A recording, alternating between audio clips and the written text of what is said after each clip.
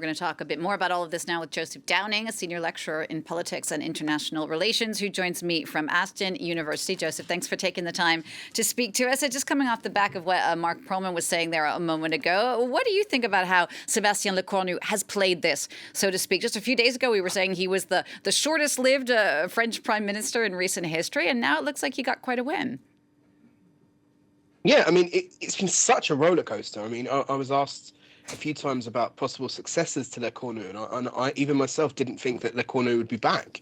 I mean, we really are in interesting times, right, for those of us that follow French politics. And he's done very well. He's played the political game, and he's compromised. And in fact, he's been willing to really embarrass, I would say, Emmanuel Macron by rolling back his hated pension reforms. I mean, this is one of Macron's key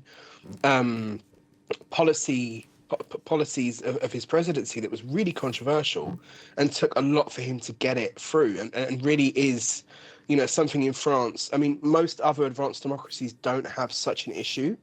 It's a bit like ID cards in the UK, right? In the UK, anytime anyone mentions ID cards, people go crazy, and everyone else looks at us and says, but this is not controversial, right? Everyone has an ID card. And France and the retirement age is a little bit like that. Outside of France, people, I don't think, really understand that it's such a serious emotive issue within France. And he was willing to tackle that head on. And it seems that now, to be able to govern and to be able to have a reasonably stable government, that has to be rolled back. And I think for the moment, it's positive, right? Because we've avoided another crisis and possible snap elections. But in the medium to long term, it's going to be really difficult, because it's going to be very hard to keep the socialists on side who don't want to touch welfare spending, and the other forces perhaps want lower taxes at the same time as France really does need to address its debt to GDP ratio and its deficit. This I think is just really kick the can into the long grass, and it's saving up, I think, bigger problems for the future. Indeed. And before we talk about those potential bigger problems, I just want to get back to something you said earlier. Explain to our international viewers, if you will, what you were saying before about how key this retirement issue is truly in France compared to other countries around the world. What is it about this issue that is so sensitive for so many people?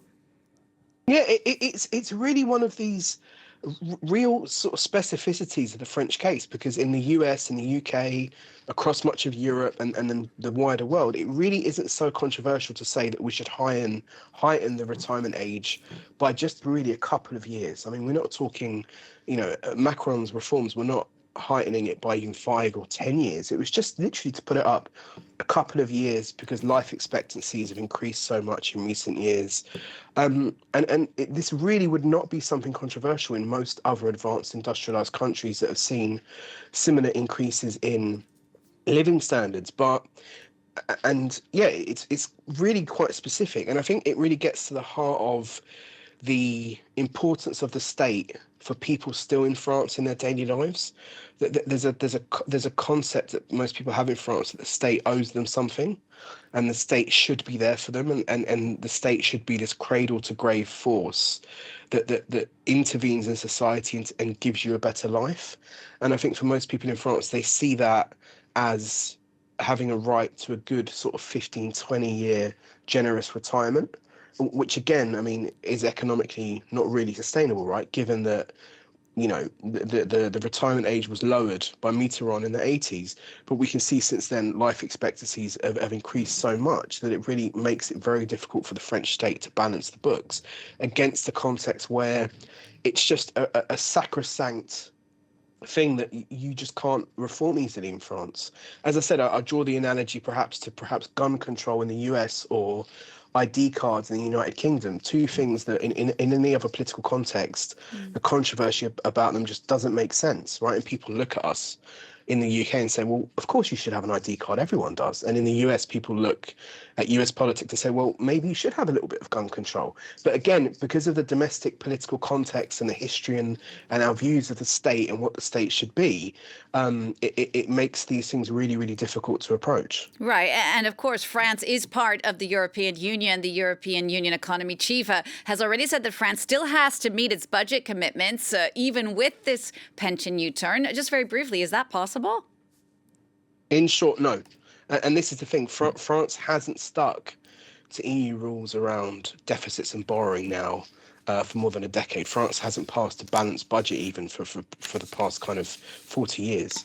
And again, successive governments have come in promising change, but have just again come up against the brick wall of a system that's really unreformable, where it's so difficult to cut something that's so sacred to the French people as the state's generous welfare handouts. I mean, a lot of this has been brought to a head by the COVID pandemic, right, which required all industrialized democracies to borrow huge amounts of money to basically keep the economy on life support.